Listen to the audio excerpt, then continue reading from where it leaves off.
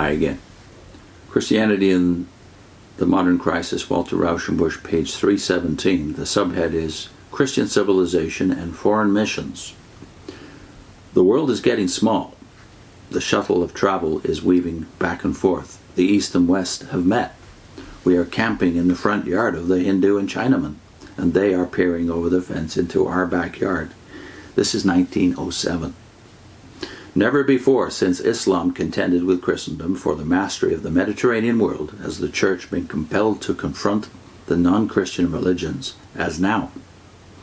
The modern movement of foreign missions was the response of the Spirit of Christ in the Church to the opportunity presented by the new worldwide commerce.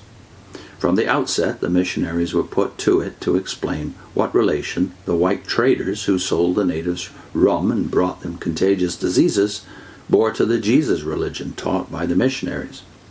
Trade made the way for missions, but traders also frustrated Christianity.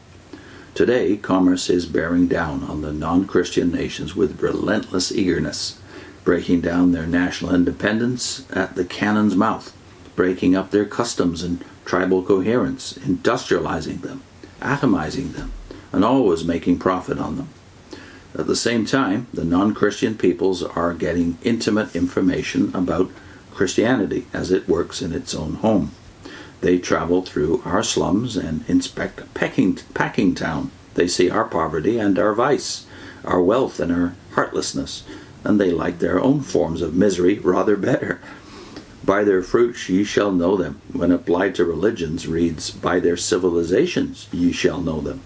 The moral prestige of Christian civilization ought to be the most valuable stock in trade for the foreign representatives of Christianity. Instead of that, it is forcing missionaries into an apologetic attitude. With all the faults that anyone can point out in it, the foreign mission work of the modern church is one of the most splendid expressions of the Christ spirit in history, full of blessing for the church at home and fuller of historical importance for the future of mankind than any man can now foresee. Now, you need to say that the 100 years before he writes this in 1907 was the great age of Christian missions, which would come to the end of its first phase with the advent, of course, of World War I, just a few years later. Here the church is really on the firing line, but here its sword arm is paralyzed by the existence of a mass of unchristianized life in its own camp.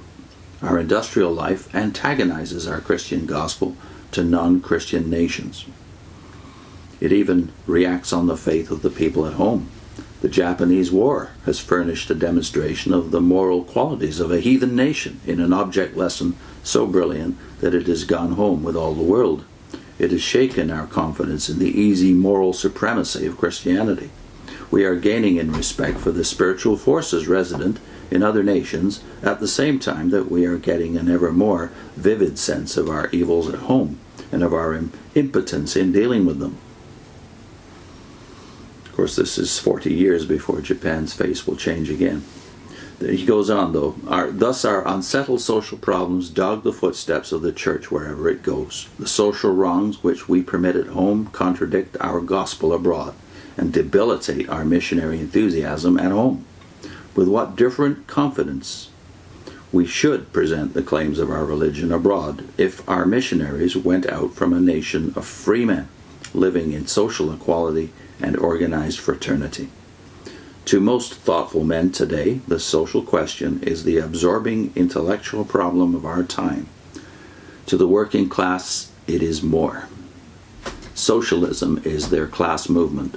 The great forward movement inaugurated by the French Revolution was the movement of the businessmen who wrested political control from the feudal nobility and clergy.